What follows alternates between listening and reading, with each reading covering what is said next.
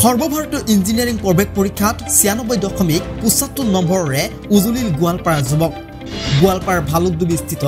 MG super 30 মেধাৱী ছাত্ৰ মুমতিয়াজ ৰুবেল আজি মেধাৱী ছাত্ৰজনক সম্বৰ্ধনা জনায় MG সুপাৰ 30 কৰ্তৃপক্ষই মেধাৱী ছাত্ৰ মুমতিয়াজ ৰুবেলক আপুনি জনাওক শুভেচ্ছা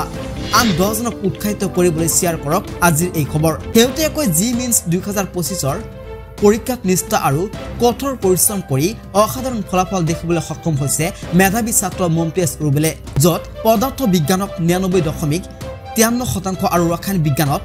97.68% নম্বৰৰ সৈতে সামগ্ৰিক 96.75% নম্বৰ পাবলৈ সক্ষম হয় মেধাৱী ছাত্ৰজনে আচলতে নিট ইউজি 2025ত বিশেষ পাৰদৰ্শিতা দেখাবলৈ বেছি আগ্ৰহী চিকিৎসক হোৱাৰ লক্ষ্যৰ প্ৰতি অটল বুলি মন্তব্য কৰে মেধাৱী ছাত্ৰজনে মুমতিয়াজ ৰুবেলে এনেকুৱা ধৰণৰ ভাল ফলাফল MG সুপাৰ 30ত অধ্যয়ন কৰা আন ছাত্ৰ-ছাত্ৰীসকলক অনুপ্ৰাণিত কৰিছে ব্যতিক্ৰমী কাম কৰি যোৱা আৰু ভৱিষ্যতৰ প্ৰচেষ্টাও অতীতৰ সফলতাৰ দৰে উল্লেখযোগ্য হওক এই কামনা কৰে MG সুপাৰ 30ৰ পৰিচালন সঞ্চালক নুৰ আহমেদ আলীয়ে উল্লেখযোগ্য যে 2024 চনৰ সৰ্বভাৰতীয় মেডিকেল বাছনি পৰীক্ষাত Mahatma Gandhi senior secondary school তথা গোৱালপাৰা জিলালৈ গৌৰৱ কৰি আনিছিল জেনিফাৰ ইয়াসমিন 720 নম্বৰৰ ভিতৰত 683 নম্বৰ লাভ কৰিছিল বৰ্তমান গুৱাহাটী চিকিৎসা মহাবিদ্যালয়ত অধ্যয়নৰত আৰু এইবিলি 2025ত সৰ্বভাৰতীয় ইঞ্জিনিয়াৰিং প্ৰৱেশ পৰীক্ষাত আছিক জোৰে 93.41% নম্বৰ পাবলৈ সক্ষম হয় ৰবেল মই ৰিসেন্ট JEE সেশন 2 2025 এক্সাম দিছিলো মই এই এক্সামত 96.7 পাৰ্চেণ্টাইল পাই উত্তীৰ্ণ হৈছো মই ফিজিক্স আৰু কেমিষ্ট্ৰি এটেম্প কৰিছিলো ম্যাথছ এটেম্প কৰা নাই মই নিটৰ কাৰণে প্ৰিপেয়াৰ কৰি আছো সেই কাৰণে ম্যাথছ পঢ়া নাছিলো মই এই দুটা এটেম্প কৰি 96.7 পাৰ্চেণ্টাইল পাবলৈ সক্ষম হৈছো মোৰ এই সফলতাত মোৰ মাক দেউতাক বহুত অৱদান আছে তাৰ লগতে MG সুপাৰ 30 পঢ়িছিলো মই সেই MG সুপাৰ 30 টিচাৰসকলৰ বহুত অৱদান আছে তেওঁলোকে যথেষ্ট সহায় কৰিছিল মোক থ্যাংক ইউ ধন্যবাদ জনাইছো সকলোকে এখন জানতে ডিসিপ্লিন হ'ব লাগিব কনসিস্টেন্ট হ'ব লাগিব ডিসিপ্লিন কনসিস্টেন্ট হলে যিকোনো পৰীক্ষা ক্ৰ্যাক কৰিব পাৰি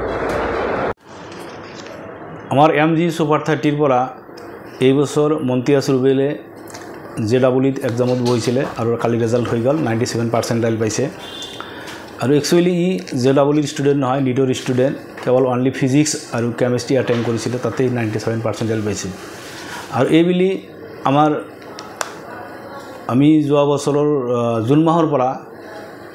মাহৰ পৰা আমি ইন্টিগ্ৰেটেড কোৰ্স চলাই আছো ৰেগুলাৰ টেষ্ট সিৰিজ হৈ আছে সানডে আৰু